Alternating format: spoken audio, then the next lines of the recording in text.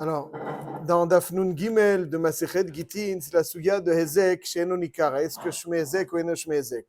Alors, je vais raconter peut-être une histoire en fonction de cette halachique, ou un cas halachique qu'on va essayer d'élucider à travers cette Gemara.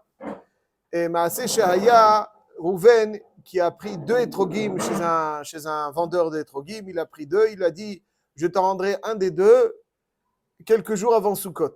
Il allait voir, il allait demander à son rave quel est l'étrog le meilleur, il allait choisir, etc., etc.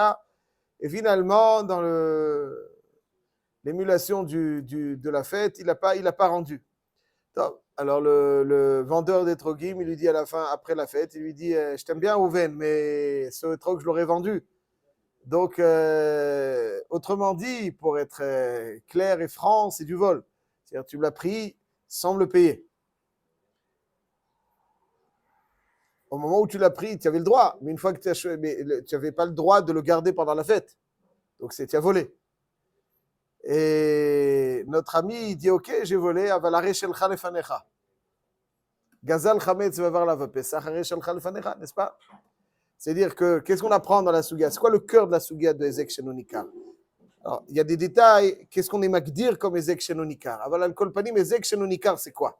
Ezek Shenonikar, c'est un dommage invisible.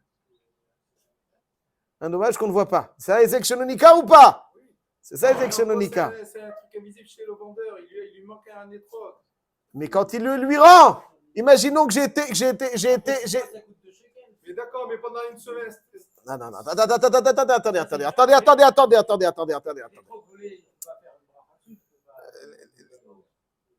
attendez. D'abord, c'est pas volé parce qu'on n'en sait rien. C'était Shogeg, il a oublié. Qui a dit que Gezel Beshogeg, c'est pas un Gezel? Aval, la guide, c'est Mézid. Je parle d'un étrog volé. Je pose la question différemment. Sur le DAF que vous avez vu déjà. Mahadine, quelqu'un qui a volé un paquet de biscuits avant Pessah. Et il lui rend après Pessah. Il peut lui dire Echel Khalfanecha ou pas? Bien sûr qu'il peut. Bien sûr qu'il peut dire Echel Khalfanecha. C'est une Mishnah Meforeshet, c'est la Gemara. Mishnah Meforeshet, c'est une Gemara dans Masechet Baba Kama. On est de côté de personne, de côté du bon Dieu. Ce que le bon Dieu il décide, on fait.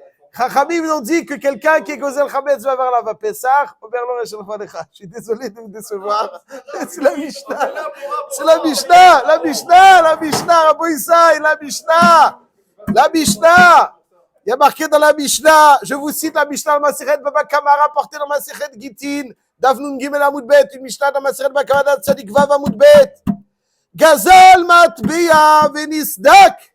Quelqu'un qui a volé une pièce, nisdak, elle a été abîmée. Nisdak, un sedek, elle a été fissurée. Perot virkivu, il a volé 1 kilo de tomates, elles sont délabrées, pourries. Yaïn vichbitz, il a volé du vin et il est devenu vinaigre. Quel est le din? Il peut lui dire Echel Khalifanecha, jamais de la vie. Mais Shalem Ksatak Zelak, où est Shelcha? Où il est Shelcha? Les tomates, c'est plus des tomates. Le vin, c'est du vinaigre. Ça, c'est Ezek chez Anikar. Puis c'est Ezek Anikar. Tu ne peux pas dire c'est quoi le Yisod? Le Yisod, quand je vole quelque chose, il y a 2 façons de le rembourser. De restituer à celui à qui j'ai volé. Ou bien, je rends l'objet, ou bien la valeur d'objet. Je peux dire, il y a marqué à la Torah, Veshivetak Zela, Sher Gazal, je le rends. Mais il faut rendre l'objet. Si tu as volé du vin et tu rends du vinaigre, c'est pas l'objet. Ezek Anikar, tu es obligé de restituer la valeur de l'objet volé. Ça, c'est la Mishnah. Chav poursuit la Mishnah, il nous dit Matbea venifsal. Une matbea qui a aucun défaut, mais le roi, il a décidé dans sa folie que l'effigie du roi, son concurrent, ça vaut plus rien. Son grand-père même, des fois, ça vaut plus rien. Ouais, ça vaut plus rien. On ne peut pas avoir ça. Dans toutes les pièces de l'époque, il y avait une valeur intrinsèque. Mais pour qu'elle puisse être utilisée, il fallait qu'elle soit légale. Voilà, il n'y a pas il dit, si vous voulez. Aval, non, ça c'est un peu, parce que c'est un peu différent. Ok. Donc, on prend le cas de la Mishnah, c'est quoi? Matbea venifsal. Matbea venifsal. C'est quoi Matbea venifsal? Matbea venifsal, plutôt que machmo. Le roi, il a décidé que l'effigie n'est plus. Trouma venitmet. Quelqu'un, il a volé de la trouma, elle est devenue tmea, il la rend. Qu'est-ce qu'il peut faire l'autre avec la trouma tmea? Il peut l'utiliser pour son combustible. Non, qu'est-ce qu'il va faire? Trouma venitmet. Chametz ve'avar alava Pessah. Le gars, il a eu un gros yetzerara avant Pessah. Une semaine avant Pessah, il a piqué un paquet de gaufrettes au chocolat. Il a mis sous le lit. Et puis, finalement, Bichlal, il a oublié de le manger. Il se rend compte après Pessah qu'il va sous le lit. Il n'a pas fait Bdikat Chametz. Disons que c'est assourd. Il ressort. Qu'est-ce que je fais avec ce paquet de gaufrettes au chocolat? Il est moutar be'ana. Il est kalira assour be'ana. Donc s'il est assour be'ana, je vais aller le rendre au commerçant. Sache, monsieur le commerçant, je te l'ai volé, je fais tchouva. Vraiment, je fais tchouva, je suis désolé. Mechila. Le commerçant lui dit, qu'est-ce que tu fais avec ce paquet de gaufrettes au chocolat? Je peux le vendre? Je ne peux pas le vendre. Chametz shavar alava Pessah. Désolé, arrêt shelcha lefanecha. Il peut dire ou pas? Il y a marqué dans la Mishnah qui peut dire arrêt shelcha lefanecha. C'est ça la souga de Ezek Shenonikar. Ezek Shenonikar, ça veut dire que c'est. Est-ce que vous voyez une différence entre une gaufrette, à part si vous avez les yeux du Harizal, peut-être. Mais si vous n'avez pas les yeux du Harizal, les yeux d'un commun, aujourd'hui, est-ce que on voit une différence entre les gaufrettes qui ont été vendues à un goy, des gaufrettes qui ont été faites après Pessah ou des gaufrettes avant Pessah? On voit aucune différence. C'est identique. C'est identique. Si c'est identique, comme c'est Ezek she'eino nikar, c'est identique. Omer lo, hare shelcha lefanecha. Hare shelcha lefanecha. C'est-à-dire que c'est dans l'ilchot des zikin, c'est pas ça. Il y a maintenant des cas dans lesquels on connaît Soto, Bidrabanan. Avec dans Gezel, hare shelcha lefanecha.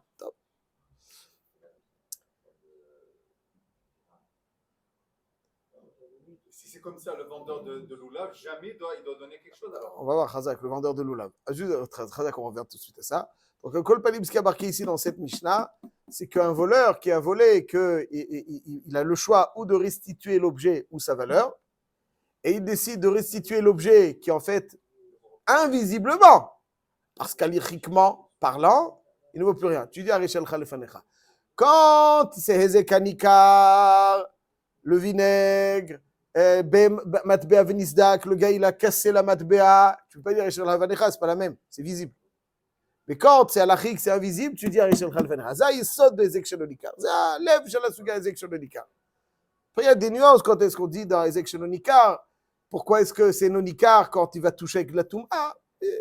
On ne va pas rentrer dans ça maintenant. Ça, c'est un Kol Panim, le digne de l'exécution nonikar. Ceci étant, d'après ce qui a marqué ici que Gazal Chametz va avoir la Pesach Omer lo Arishel Khalfanecha, alors Etrog. C'est d'après ce que vous venez de dire, il apprend. Il peut dire Arishel Khalfanecha. Il lui donne sa femme pour faire la couche bien. Voilà, peut-être, voilà. Et il peut lui dire Arishel Khalfanecha. Le Chora, comme ça sort. Aval, alors, cette question, elle est rapportée dans le Pitrei Tshuva, Choshen Mishpat, Siman, Shin Samech, Gimel, au début de Pitrei Tshuva. Il dit comme ça. Pri Megadim. כתב, דאם גזל אתרוג שווה הרבה וישיבו לו אחר החג, יש לומר, דמצי פטר נפשי בטענת, הרי שלך לפניך, כמו בחמץ ועבר עליו הפסח.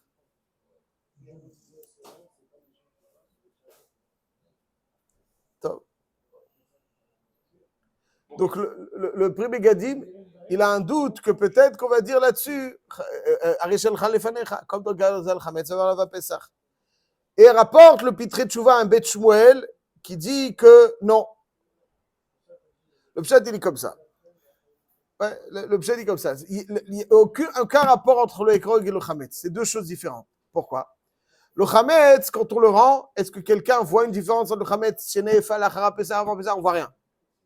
Mais Etrog, c'est vrai que ce n'est pas visible. Le Etrog n'a pas été détérioré. Il n'y a pas eu de.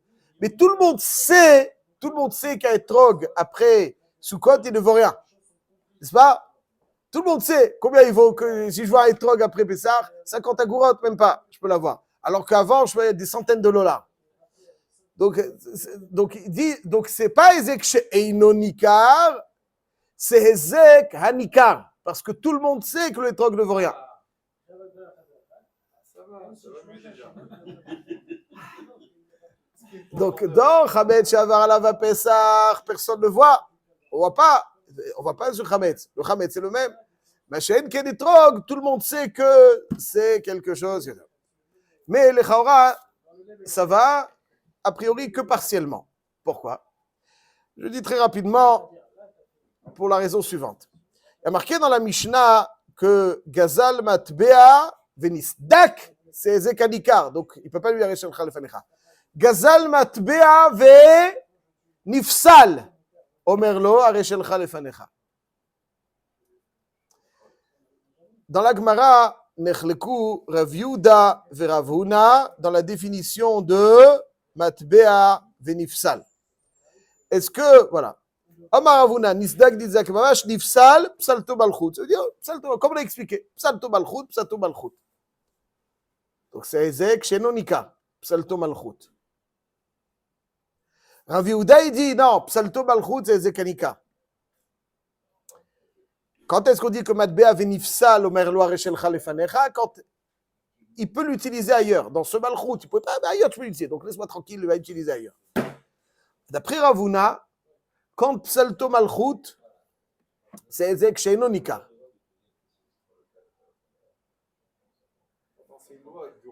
Pourtant, tout le monde sait que tu vois cette effigie, quand même, ça vaut plus rien. Tout le monde sait. Et quand même, Rav Huna, il dit que c'est Ezek Shenonika. Et le Chaora, d'après Rav Huna, qui pense que Nifsal, c'est Psalto Malchut, Bechol HaMalchuyot, c'est Ezek Shenonikar. Bien que tout le monde sait que cette effigie, elle ne vaut plus rien. A priori, il devrait dire ça aussi dans les Trog. Tout le monde sait. Mais c'est énorme, il n'y a aucune métamorphose dans l'objet. Après Rav Yehuda, c'est ça la svara de Rav Yehuda. Rav Yehuda, il dit que si tout le monde sait, c'est Ezek Hanikar. Dans la définition de Nifsal, il y a marqué Nifsal, c'est Ezek Shenonikar. Rav Yehuda, il comprend que Nifsal, c'est Ezek Shenonikar, c'est un fil aussi, c'est Psalto Malchut partout. C'est Ezek Shenonikar. Pourquoi? Parce qu'il n'y a pas de métamorphose. Il n'y a pas de métamorphose dans l'objet. L'objet, il n'y a pas d'ikar. Tout le monde sait. Okay, l'objet est inchangé. Mais d'après Rav Yehuda, comme Psalto Malchut partout, c'est Ezek Hanikar, parce que tout le monde sait. Donc, Etrog, les Chaora, c'est dommé à Psalto Malchut, Bechol HaMalchuyot. Alors, biche, là-bas, d'après Rav Huna, c'est considéré, d'après Rav Huna, il n'y a pas de biche là-bas. D'après Rav Huna, dans Etrog, quel sera le din? Puisque le Esod, c'est Psalto Malchut, c'est Ezek Shenonikar. Le même Etrog, ça devrait être Ezek Shenonikar. D'après Rav Yehuda, Etrog, c'est Ezek Hanikar, parce que tout le monde sait. Vous voyez ce que je veux dire?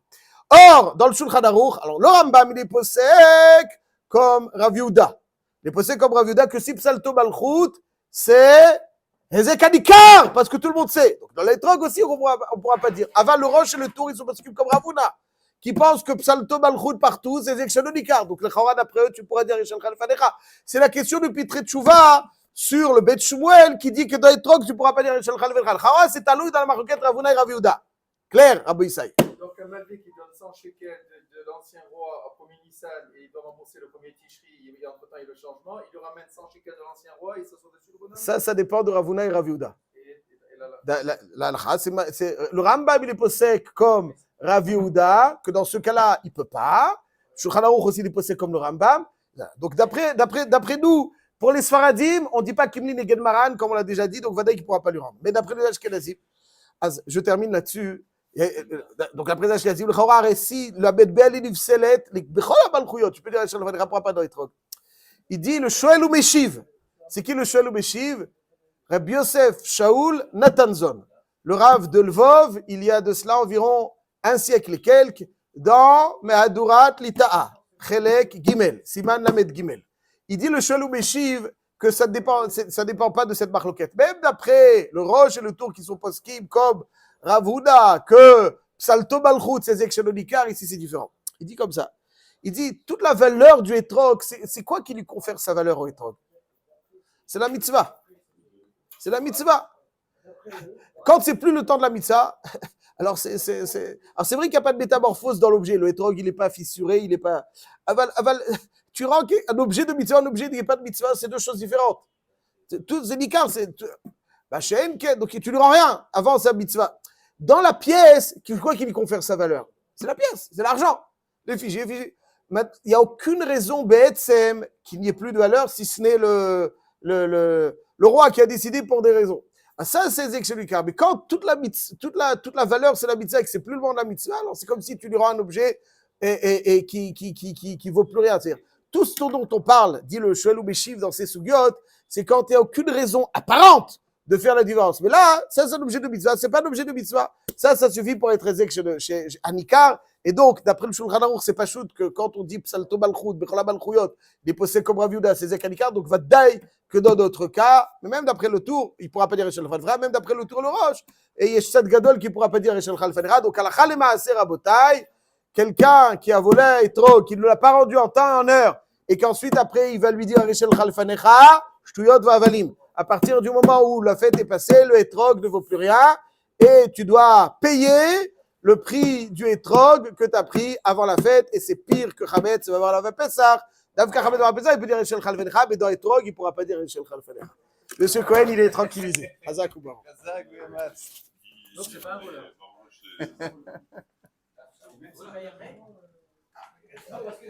Voilà, il t'a apporté, tu dis non, toi.